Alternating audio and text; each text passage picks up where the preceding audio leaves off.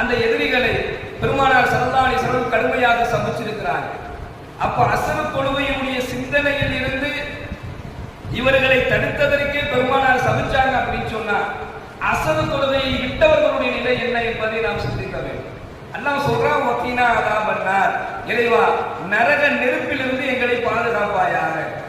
இப்ப இந்த துவா, இந்த நரகத்திலிருந்து அல்லாஹ்விடத்துல நம்ம பாதுகாப்பு தேடணும் அல்லாஹ் நமக்கு சொல்லி கொடுக்கிறான்.